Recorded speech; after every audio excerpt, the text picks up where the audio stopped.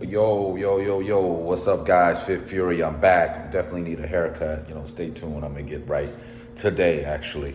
But I wanted to continue on my conversation about commercial spaces and things to look for. So, my very first commercial space was nothing like the newer space I have now. I actually have a great space. If you haven't seen it, it's great. I'll give you a quick look of basically some of it out there. But before that, eventually I will do a blog on my very first space, which was crazy. One thing I'm gonna recommend that you do that people don't tell you that you may not think you need to do is find a real estate guy or someone that knows structure. Have them go through your whatever space you want to get. Have them walk through, see what needs to be done, see if the people are going to fix it.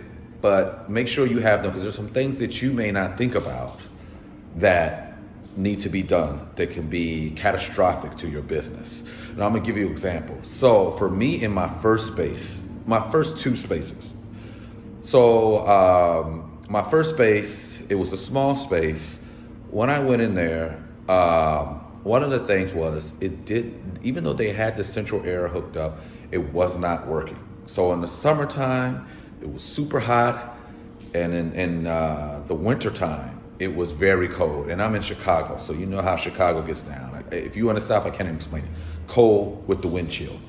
So freezing and super hot. What can I say? Lucky for me, I had some diehard clients, but if you're really trying to take your business to the next level, that's only going to work to a certain extent. So you got to make sure you have a good place. And it actually was sat in a great area, not too far from the beach, in a good area. But the big thing was no central air. It was actually a pretty small space.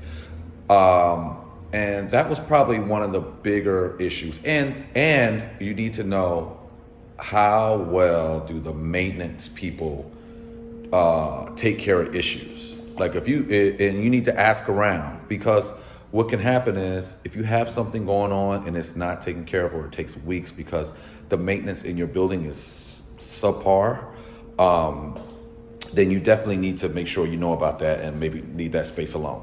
Now, second space I had. Now, what happened was similar to what my current gym situation was, but a little slightly different, is that in the space I was in, the property management company wanted that space back to kind of make it their home office. What they did is they offered me a bigger space. This space that they offered me was 4 times bigger, maybe like 3 times bigger than my current space. So I thought that was great. I was happy. All I saw was space, and I'm like, ooh, I could do so much. I could have so much people in here. But here's the issue. I didn't have someone that knew structures well in real estate to walk through this commercial space, because there were several issues that you need to make sure that you're in. Otherwise, it's just going to make your business harder than you need it to be. Than it's already going to be, So number one, I didn't check. You got to know someone in those spaces so they can see signage of leaks, because most time your space is going to be on the first floor, and you need to make sure there's no leak or leaks happening in the building. Otherwise, what may happen is you're going to get drips, leaks that come through, and if you have a poor maintenance staff, they're not going to take care of it right away. What they're going to do is, once the ceiling caves in or something like that, a hole comes from the leak, so they're going to patch it up with some wood. Somebody that knows about this definitely should back me up on this. What they'll do, especially if you're in Chicago, is they will cut out the little leak space. They'll put some new drywall up, and to them, it's like, hey, we fixed it.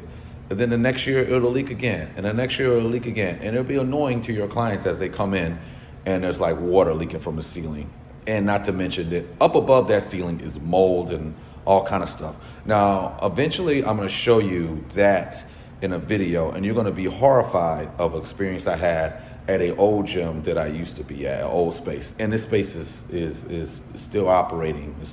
It's sad. But I'm telling you, so you don't fall for the same thing, because I kind of jumped in this, and like I said, I'm gonna kind of talk about a lot of this stuff as I'm jumping in, so y'all guys can think about, guys and girls can think about it, so you make better decisions, and you got this on your roadmap, so you know what to watch out for.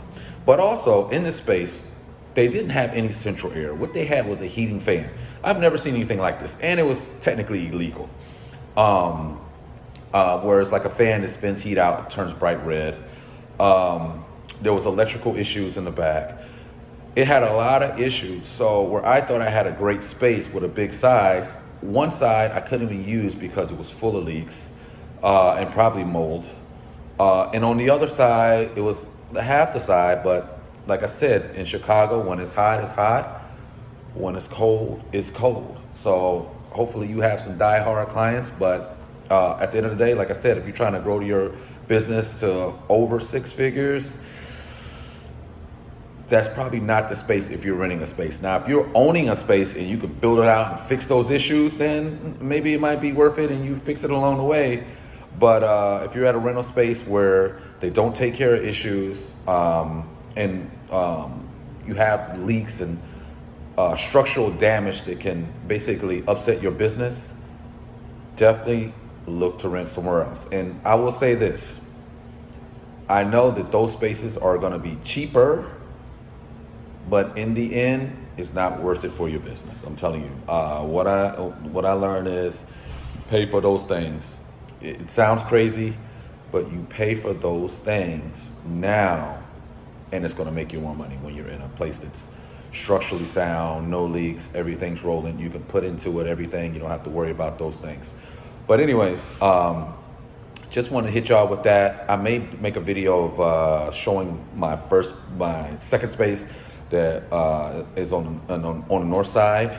I'm finally recently closing that down, so thank God. I mean, a lot of history at that place. Thankful for my clients. And we're looking to open a space in a nicer area and a nicer space and with more knowledge on what to look for. And I got a great space for it. So doing the build out on that. More of that coming soon. But anyways, guys, hope this helps somebody. Don't worry, I got more workout videos coming, more crazy stuff that I do.